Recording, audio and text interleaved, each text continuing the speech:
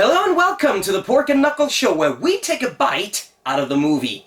Literally. And today, we're going to sink our robotic teeth into none other than the great RoboCop movies. And that goddamn abomination that is called RoboCop 3. It's a complete disgrace. It's, So, the interesting thing is, while we hate RoboCop 3, everyone in all of Hollywood even hated RoboCop 1. When they got the script, no director wanted to do this film. I can see why. I mean, when...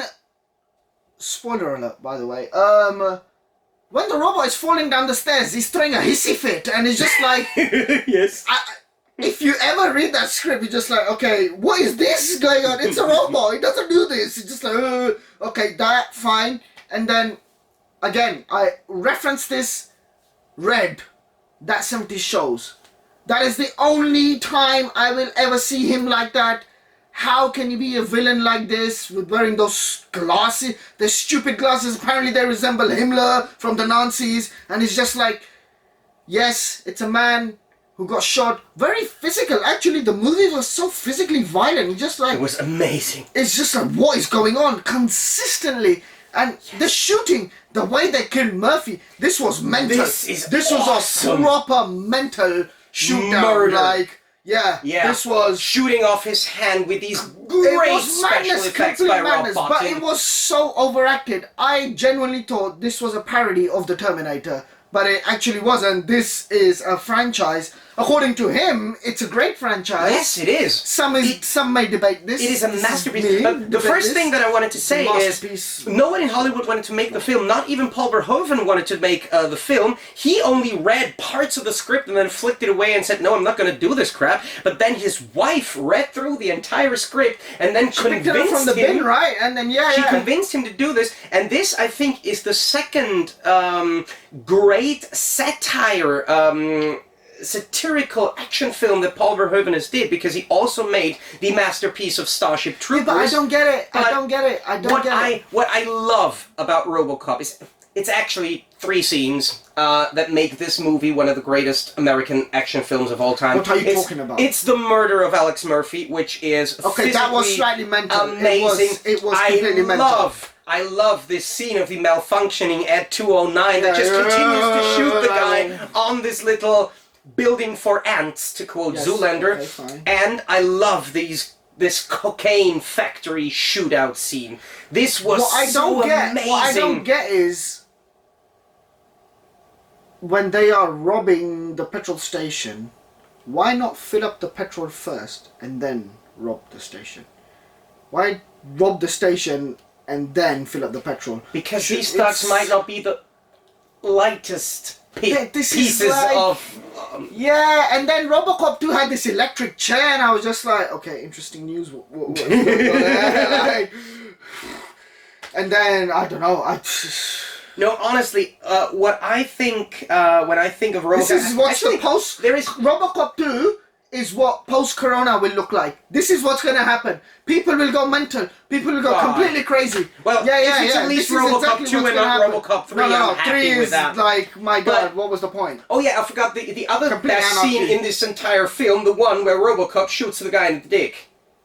That actually wasn't planned, because he was supposed to shoot past her neck and into his head, but then they did it the other way, and it was brilliant. But what's this with the child drug dealer? RoboCop. This was mental, and then bullets bouncing off was also mental. Like, that was rubbish. It was a crap move. Rubbish. But the thing is, when I'm... OCO sounds like Trump for some reason. I was just like, what is going on here? Yes, exactly. So much like Trump, but just like... Yes! Yeah, so Trump behaves like a villain from an 80s action movie. This is the best quote about Donald Trump's presidency that I've ever heard. Yeah, but Trump was part of Corona. I reckon this is what's going to happen after Corona. People will go completely nuts, completely lose their marbles, and again, two robots fighting each other. So it was just like, okay, cool, we've got enough robots. Actually, Murphy came back to life for some reason. It's like, okay, superb. What I like about RoboCop 2 is the script was written by Frank Miller, the same guy who wrote 300 and crazy racist crap. So this guy is a despicable human being, but he wrote some good stuff, like 300, which is also kind of fascist. I am going to skip forward to 1 hour, 25 minutes and 32 seconds. What happens then? RoboCop 3.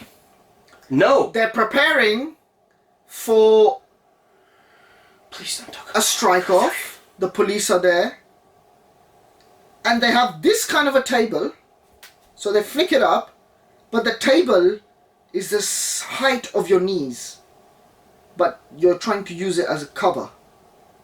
How can you use a table as a cover when your whole body is exposed? I don't quite understand the logic there. I mean, what were they thinking? Were they thinking...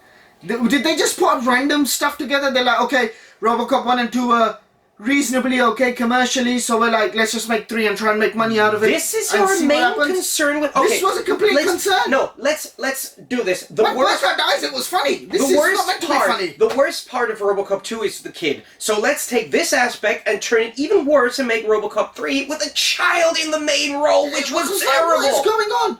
What is going on? And they kept like degrading women in this movie. It's just using terms like slag and stuff like that. I'm just like, this is not cool. This movie would not be allowed to be released. There would be some kind of censorship ban. But it was even a PG-13 film. Actually, terrible. RoboCop 3 might be the first example of taking a great R-rated franchise and turning it into crap with a PG-rated sequel. They got really, really desperate when they brought in the Japanese. They're just like, okay, fine. This is really getting desperate now. Yeah. It's just like they needed another angle. They just ran out of things. They're like, oh, let's bring in the Japanese. Ooh. Especially since the Japanese are speaking in the movie is not actual Japanese. It's just gibberish. Yeah, but the thing anyway. is, RoboCop 3 was written by Shane Black, who you might know. He acted in the awesome 1987 film Predator. He wrote the films Upgrade, Predator Upgrade, Kiss Kiss Bang Bang, and The Nice Guys, and it was directed by Fred Decker, who made films like The Monster Squad, Night of the Creeps, and Predator Upgrade, which was crap, but Monster Squad and Night of the Creeps are two very cult movies, and Fred Decker said he had some regrets in doing RoboCop 3, like hiring a different stunt crew. No, I think the biggest regret is you made this film. Let's end on a positive note. What I liked about this movie was the van. It was such a cool van. There is nothing to like about this. The van was cool. That's it. We're gonna end it. One more thing to say about RoboCop 3 is because my God, there's more? After the scheduling conflict that Peter Weller couldn't appear in the film, there was a chance that the RoboCop in RoboCop 3 was played by one of my all-time favorite action heroes, Michael freaking Dudikoff. And I love Michael Dudikoff. Right, well, and we can't, I'm getting a headache now. We gotta end it. We gotta end it. RoboCop is brilliant.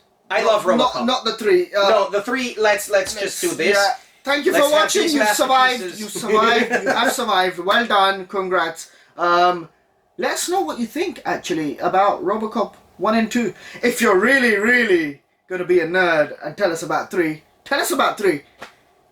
And you might not respond to that. I might not respond to that. If you want to have your comment deleted, then tell you liked RoboCop. Yeah, for sure. this is not right. Please don't forget to subscribe. Hit the bell button. Ding, ding. Woo! I was supposed to say it. You said it. Anyway, okay, and let us know how it went. You survived. And look after yourself. Take care.